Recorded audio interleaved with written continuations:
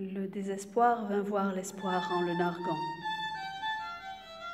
Il avait mis son plus bel habit du dimanche, s'efforçait de bomber le torse, tout en montrant ses dents blanchies pour l'occasion, et affichait son plus beau sourire. L'espoir, usé et fatigué, était en habit de travail. Il se laissait toiser, sans répondre, tout occupé à finir son ouvrage. Le désespoir, gonflé de sa victoire, pensait-il déjà prochaine, se vexait de voir l'espoir si peu dérangé. L'espoir continuait à œuvrer.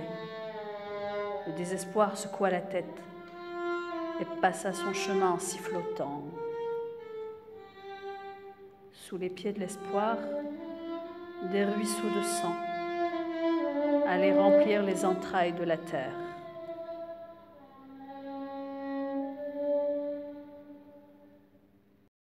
Donner des leçons de droiture, écrire un parchemin de moralité, transmettre des principes, établir des lois, appliquer un règlement, juger et punir, faire preuve d'autorité, avoir une opinion sur tout, faire respecter des droits et encourager la guerre, déboussoler son peuple, diviser, gazer au nom de l'ordre, soutenir des coupables, fermer les yeux devant des cadavres d'innocents. Il existe des fêtes où les enfants reçoivent des bonbons. Il en existe d'autres où on leur offre des derboukas, d'autres où ils recevaient des oranges ou encore des chocolats ou bien des jouets. Les enfants sont les adultes de demain. Qu'ils aient de quoi s'amuser, de quoi manger, le monde en sera peut-être autrement. Mais il tourne et tourne, ce monde, depuis tant et tant de fêtes. Il ne fait que ressembler à ce qu'il a déjà été. Et si on offrait à nos enfants un monde meilleur? Parce qu'ils franchissent nos frontières, vous dites qu'ils sont à prendre? Ne seriez-vous pas à leur place quand votre miroir vous renvoie leur peine? Votre colère se définit par rapport à leur colère. Que savez-vous de l'exil d'un autre? Que vous viviez là depuis toujours ou depuis peu, votre histoire est faite de la leur. Nos paix et leurs guerres sont liées, vos peurs et les leurs aussi.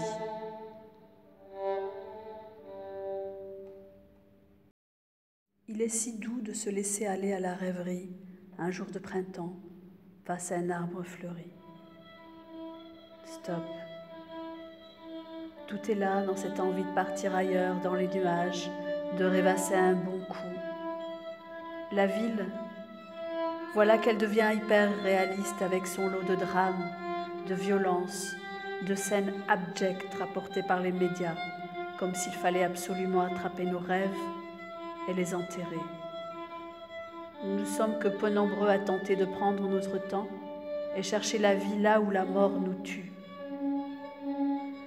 Pour que la vie redevienne vivante et amoureuse, nous devons nous protéger et créer des rêves si forts et si grands que rien ne pourrait détruire.